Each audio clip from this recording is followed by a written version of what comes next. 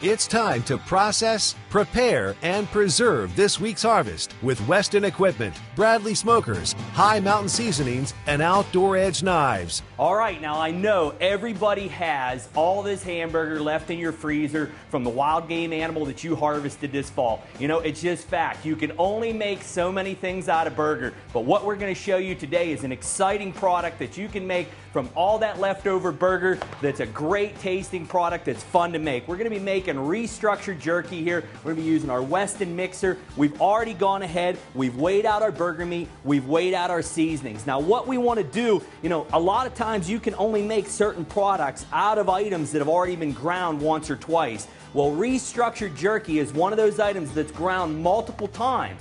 So we can go ahead now, throw this burger up in the mixer, add the seasonings to it, and then by whipping it in a mixer, what we're going to do is extract that myosin protein, then we're going to put it through the grinder a couple more times. That's going to bind it together, so when we push it out of our jerky gun and put it in the Bradley smoker, it's going to knit together, hold tight, just like a whole muscle piece of jerky should. Grab our Weston mixer here, take our Outdoor Edge knives here, and we're going to open up all these bags of burger that we have here, put them right into the mixer, just dump them right in there.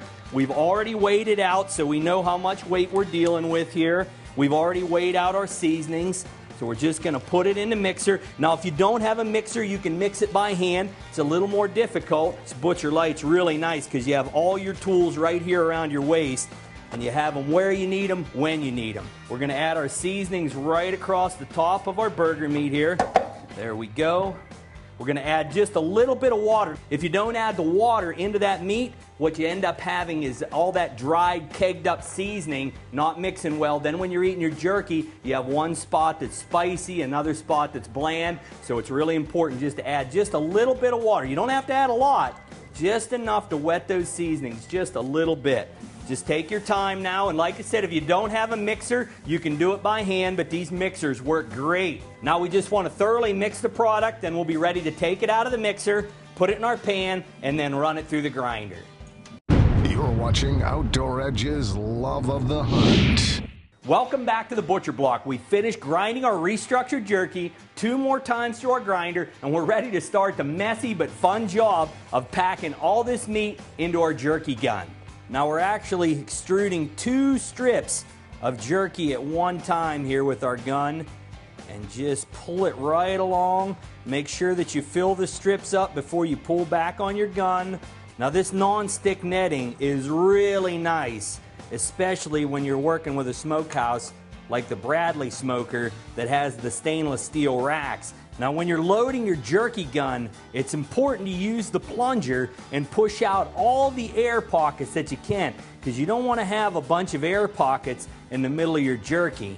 So use that plunger, pack it in there really tight, make sure that you get all the air squeezed out of it before you put the end on and start extruding your jerky out onto your non-stick racks. Now if we want to change the heads on our jerky gun and extrude out a different type of product, it's real easy to do. All we have to do is unscrew the extruded jerky head and screw on the skinless snack stick head. And we're going to make some skinless snack sticks now, 2 at a time. We're going to go ahead and extrude them right out onto the same non-stick jerky racks here. All right, now that we've extruded all of the jerky that we've ground out, we're ready to head to the Bradley smoker. See our full line of instructional game processing DVDs on our website at OutdoorEdge.com.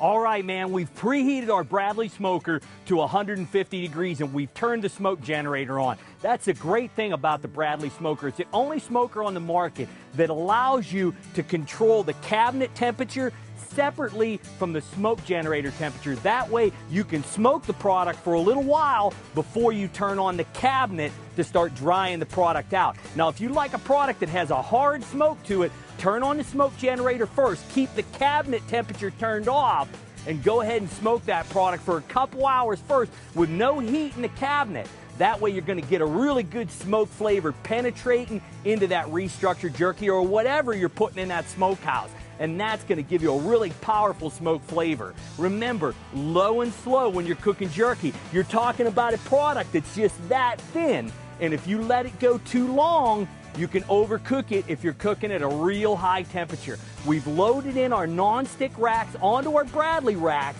and we're ready to go. Now we'll let that in there for about 2 hours at 150 degrees. We'll check it out, see how much smoke application we have on the product at the end of 2 hours, and then we'll turn the temperature up and finish drying the product. You know, processing your own game can be fun, easy, and very rewarding if you have the tools and the knowledge to do the job.